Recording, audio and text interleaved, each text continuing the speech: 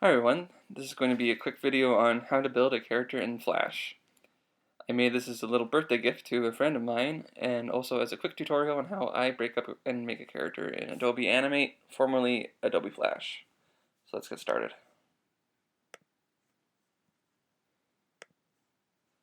So one of the first things I do is create a new file to work in Adobe Flash, Adobe Animate. I import a drawing of my friend that I made a few years ago uh, and import it to the stage. I have that on the base level on the bottom just so that I can work on top of it. And then I start to create new layers. I just make a bunch at the beginning for things like the arms, head, hands, legs. Just a bunch of layers that when I am creating the separate pieces, they can just be on separate layers and they don't interact with each other and screw things up when I try and use my pencil tool or paint tool or anything like that. Uh, so this is just a little bit of pre-work, pre-planning. It saves you time later if you try and work things out a little bit of ahead of time. And once you've done it like quite a few times, it becomes easier to know like what you're going to need in terms of where the rotation points are and how you want to break up the character more effectively for each view. So we're going to start with the eyes because I've made fairly simple eyes, just a little black dot, create symbol from that graphic. Now we have a eye symbol. I copy and duplicate it so any changes I make to one eye symbol will transfer over to the other one. Then we work on the eyebrows. Again, just using the pencil tool first. It's really easy to use the anchor points with the pencil tool to um, just manipulate and shape out certain aspects of your drawing. So once I have the right shape that I want, I change the pencil line to a paint line using convert to uh, using a convert button. This lets let me manicure the line and taper it in different ways so that I can get the thick and thin action going on.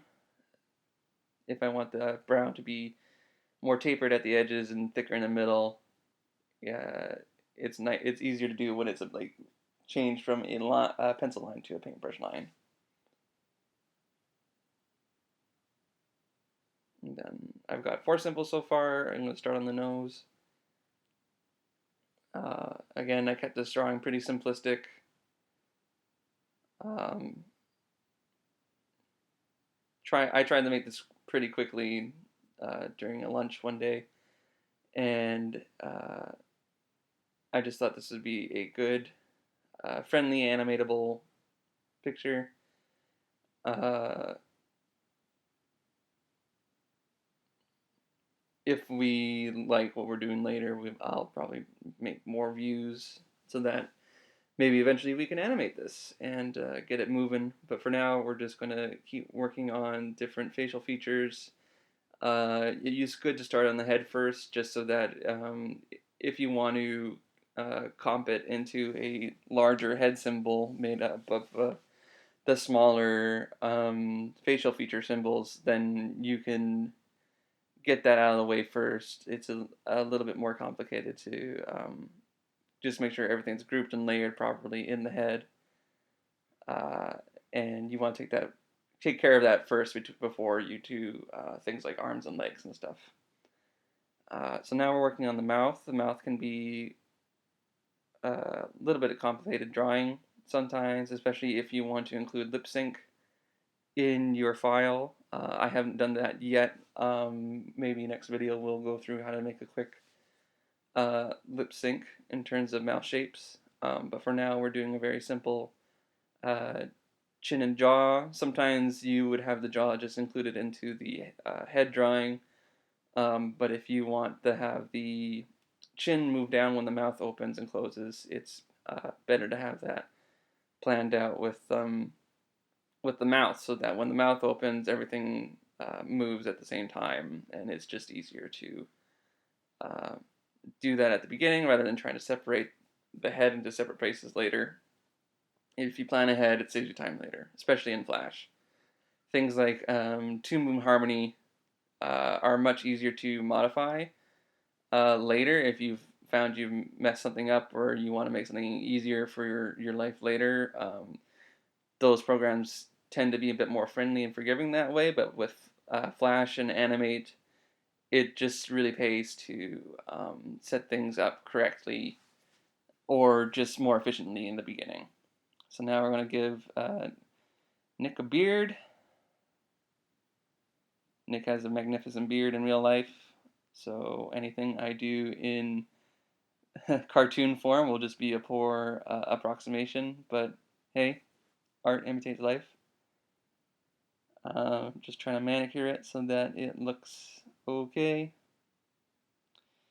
So when I eventually make a lip sync for this, the beard will end up moving up and down with the mouth, rather than, say, the mouth just opening and closing and the beard and the chin just staying static, which you could do with certain characters I've worked with before. Like some characters are quite friendly that way in terms of where they have a good head structure, and you can just make whatever mouth you want on top of it, and it won't matter if the jaw moves or not. But unless you do like an extreme position. But for this kind of character, I would like to try uh, having the jaw and the beard all connected to the mouth. So now I'm just choosing my colors. Um, I have trying to pick out a beard color and a skin color. I just picked some temporary ones that I'm okay with right now. It's really reddish what I'm looking at right now, so I'm going to try and pick something a little bit more darker. There we go, that's more of a human color.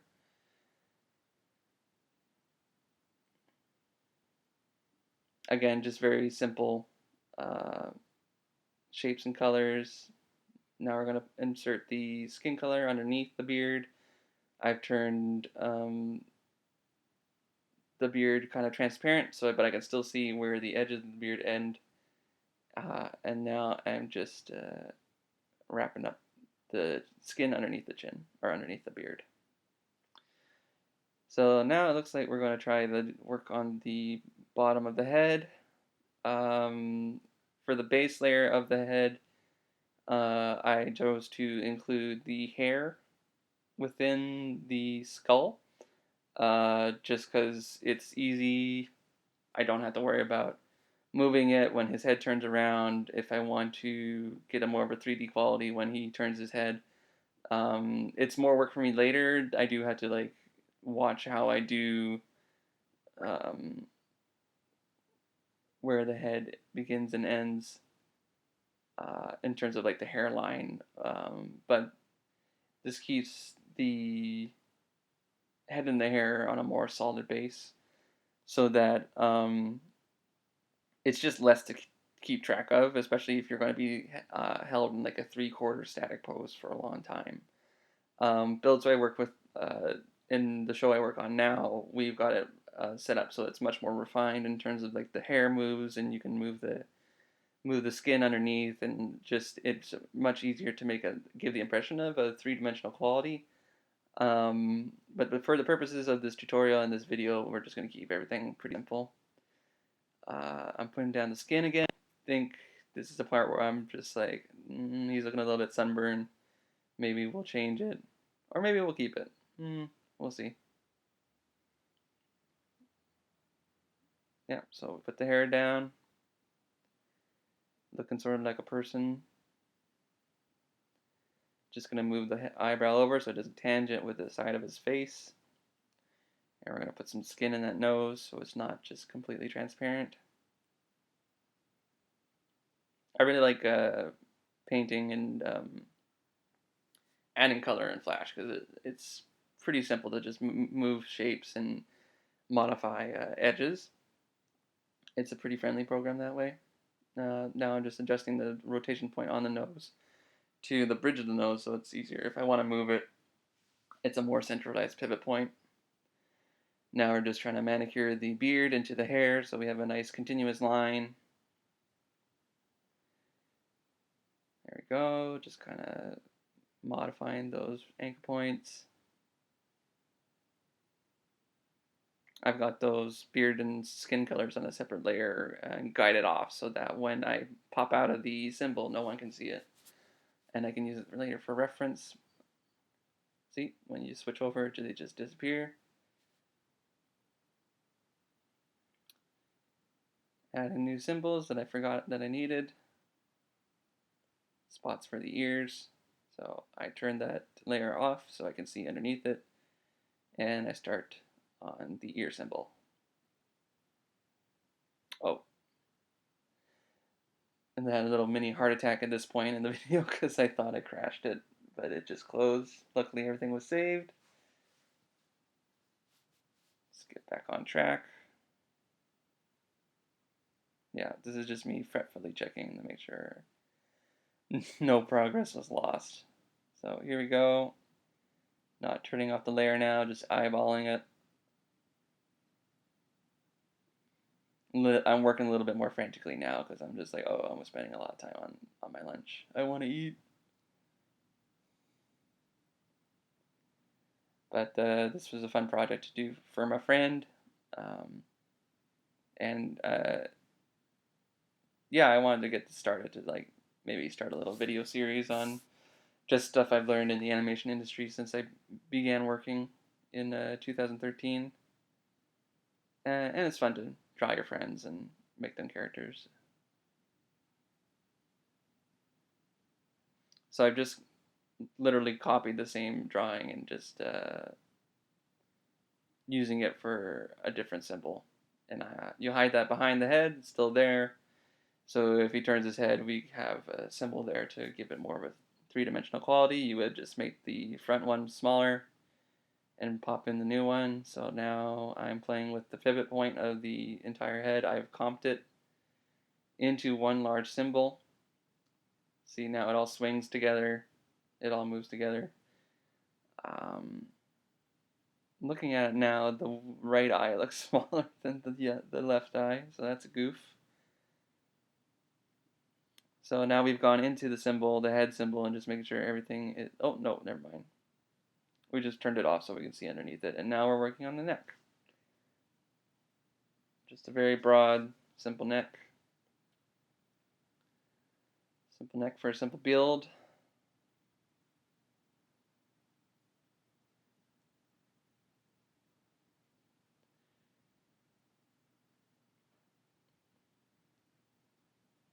Some people make more complicated necks that can go over and under and sandwich between the head symbol, making the connection more invisible or more fluid. That takes a little bit more time and planning.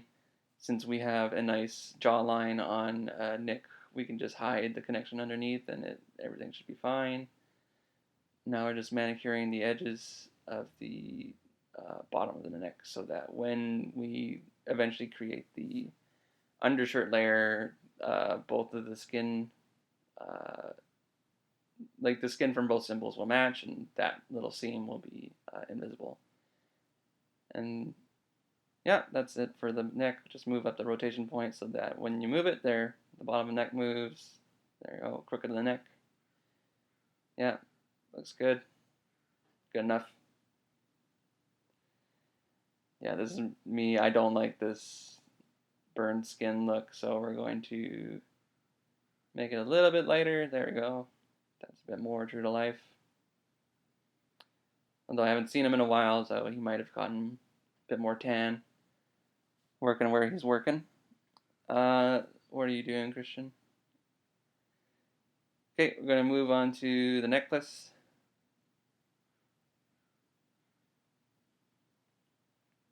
Just going to do the pendant part, the rosary part first.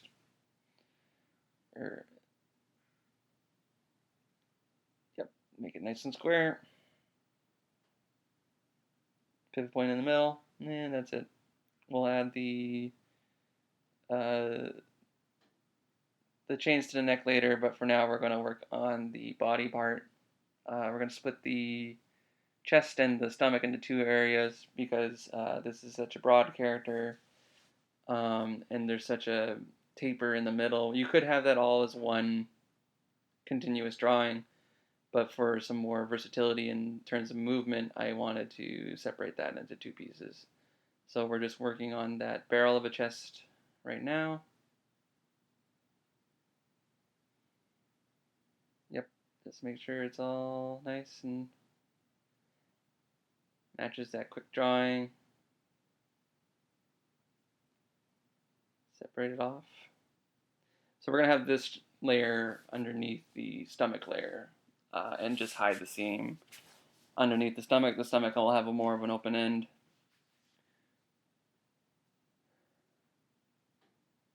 And just round off those shoulders. Again, we'll do something similar with the arms and just hide the connection in the arm layer. It's nice to have a continuous drawing in some areas so that when the arm rotates, there'll still be a black line for you to match to. At least on the overarm that's forward on his right arm, which will be behind him, we'll leave a little gap in the chest area so that the right arm will have the continuous line to rotate on. So we'll have bottom right arm, middle chest, and then the top left arm.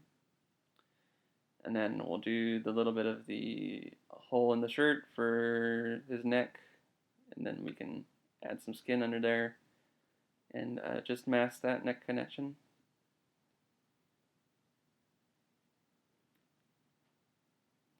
Sometimes it's hard to grab the anchor points in Animate because just because of the nature of the program. Sometimes it's just you gotta take a couple goes at it to grab what you want to grab. There we go, nice green. When I first met Nick, we were working in residence at the University of Victoria, and we were both in the same building as building partners. We were both community leaders or RAs, if it would be the more familiar term, but we were CLs, and we were both given these like very bright green T-shirts, and we wore them for like official CL business when we were welcoming people back into the or welcoming them to the building for the first time. And we'd be like, "Welcome, welcome, Wallace. Welcome to Wallace," which was our building name. Uh, yeah, Nick was a great building partner. I couldn't ask for anybody better than that. He was very supportive, and uh, there's no one you would rather want on your side when students and residents get a little bit riled up or just not totally listening to you. Um, Nick could bring the hammer down in terms of getting them people to behave properly and be safe. There we go, nice little rotation point. Looking at this now, I probably would have put the chest on top of the stomach so that it can rotate easier, but whatever. Hindsight's 2020. So now we're going to do the necklace. We're going to sandwich the necklace between the neck and the chest, and have the pendant over top so that we have maximum versatility with the rope, the necklace, the chain. It's just a line at this point. This way, if he's walking or moving, it's easier to just animate the pendant moving independently as some secondary action, and then later you can go in and just track the line of the necklace to the pendant.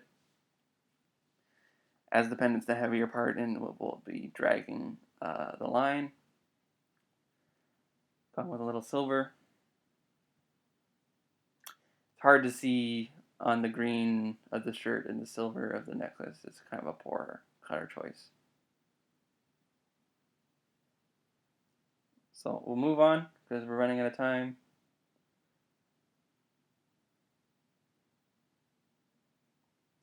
Realize I'm missing a couple layers.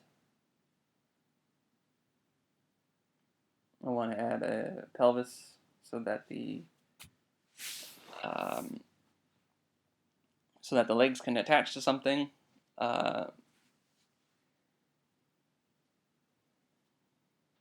Yeah, you do a lot of anatomical study in art school and in animation, just so you know how things work and like where things join in. It makes it easier for you to when you're actually trying to make the body move.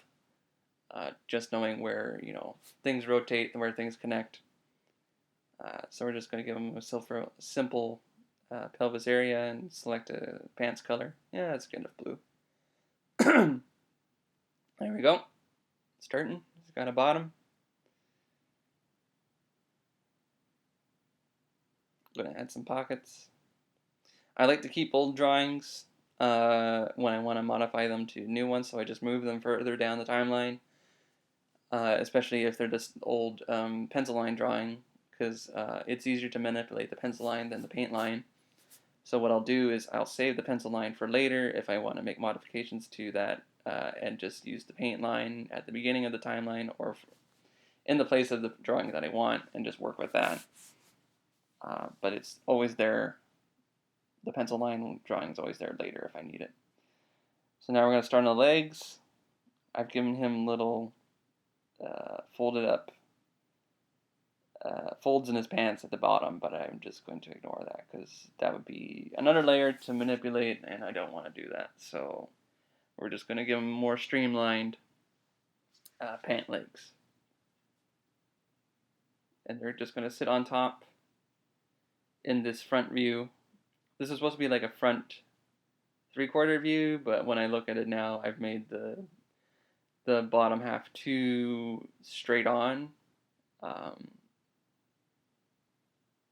But that's okay. That's easy enough to move. The only difference between this and like a 3/4 would be I would probably make one of the legs go behind the pelvis and one of the legs sit on top rather than just having both of them sit on top right now. There we go. Just move the pivot point to an actual leg area. There we go. So what we're going to do is, since I've already made one leg, I'm going to copy it, duplicate it, rename it, flip reverse it. Same thing with the pencil line drawing, and then just move it into place. Yeah, perfect. Okay. Just got to move it over. So that looks a bit weird. You could use the crotch piece. So we're just going to add it in there. That's a useful tool for like if you want to mask the connection of the leg and the pelvis, is you just make a big crotch area that can have some paint to just cover up the connection. Looks okay. Going for simple here. There we go.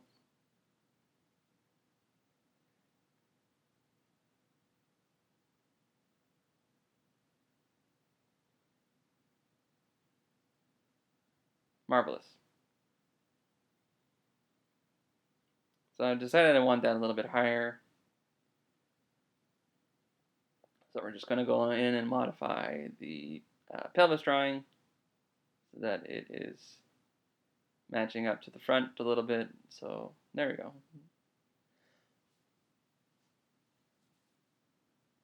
Now I think we'll move on to, are you going to do the shoes first or are you going to do the arms first? Shoes. Finish off those legs. Those are crappy feet, but whatever.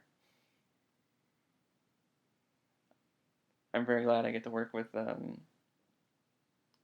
more talented character designers who make like really good shoes and feet. But this is an independent project, so I just got my own crappy shoes and feet to work with. There we go. Very simple. Simple, weird, triangular sneaker.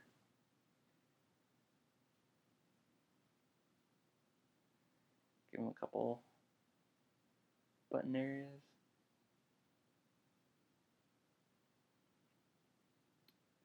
And then we got shoe or foot, foot 1. Color it out, figure out your colors. Yeah. White, nah, gray. Gray with gray, just darker gray. Move the pivot point, there we go. Looks terrible, there we go, better. Ugh. And then we copy it and paste it to a different layer. Gonna put that underneath the other leg. You want to be very conscious of like how your layers sit on top of each other. There we go. That's a weird kind of splayed out. No, we don't want that. Yeah, it's a weird kind of pose. Normally, if he's 3/4 front, then his foot would go the same way, but I'm running out of time and I just want to finish it. And work on the arm, so just kind of follow the drawing. So with this kind of arm, you can include the sleeve either in the build or out of the build. It's if you have more layers, then it's more complicated to keep track of when everything moves, and it presents a new challenge of trying to keep everything moving together at the same time. So when you bake things in together, it keeps things from sliding. It makes it a more solid base, but then it also limits you to how much movement you have in the separate layers. But with this kind of arm and this kind of sleeve, it's not a huge deal. Bake it in there. Move the rotation point. And there we go. So I've decided I don't like the tangent that creates with the sleeve and the chest. So we're just moving that down a little bit. Sometimes when you convert the pencil line to a paint line and you have like closed spaces within a drawing, it does weird things and like fills everything full of paint and it just becomes one solid mass, and that's a bit annoying, but there are ways to get around it. One way to do that is just convert different pencil lines at a time slowly so that it all becomes paint lines and it's easier to fill after that. So there we go. We got a colored arm and sleeve, and it just goes right into the chest. And we're going to copy it and paste it. Again, using the same symbol as the previous one to start with. So if you do like a lot of work on one arm and you make a lot of arm shapes and you want to reuse it for later, you can do that. But I'm just copying the basic first drawing and modifying a bit for the top arm, arm 1 and arm 2, so that this one lays on top of the shoulder and just kind of masks into it.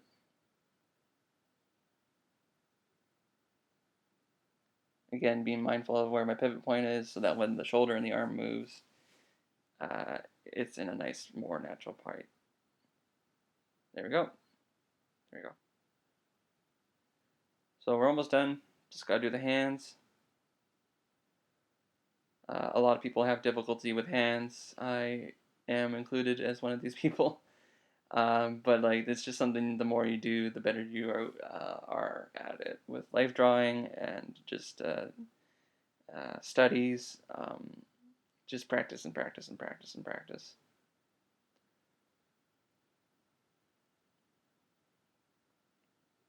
And try not to be precious with it. Like that's one thing I've learned for working the last couple of years is like it's better to just have it done and like have something down so that you can work with it later and make it better. But if you spend too much time being precious with it and worrying, oh, it doesn't look good or it's not perfect, why bother? Then it just nothing gets done. It won't get made. So just make it, and if it looks crappy, it looks crappy, but it's there. Like a crappy hand is better than no hands, and there's potential for getting better hands later, or making them better later. Because it's all a work in progress, right?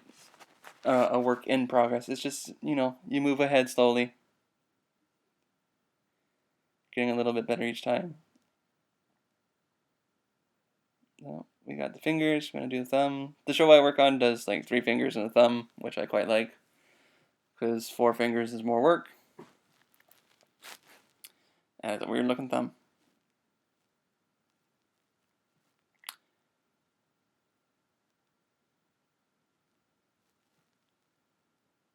It's very kind of splayed out banana hand, but yeah, it'll work for now. It looks better. It would look better as like a fist or a more relaxed hand. I've chosen a weird kind of alert pose for the hands. Uh, if I spent more time with it, I would have put them in a more natural hanging position, especially for like a stock pose. So that if the character's just kind of standing and talking, it would look more natural than having them up at a weird angle.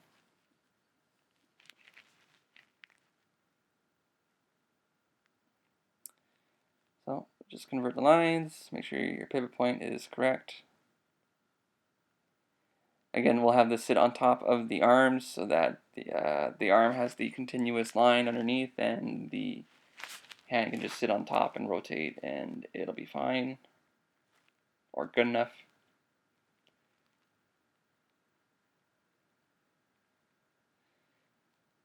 Yeah.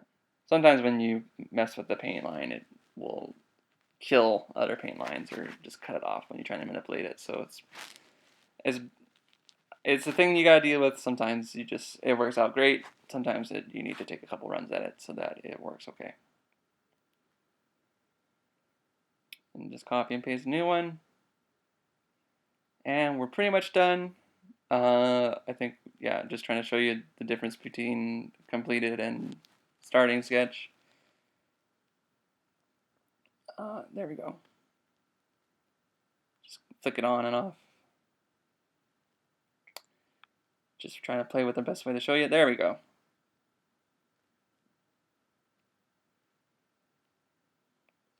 And yeah, that's it for that. Thanks for watching. Maybe we'll have more for you in the future. But yeah, happy birthday, Nick. Hope you enjoyed this. And thanks everyone else for watching.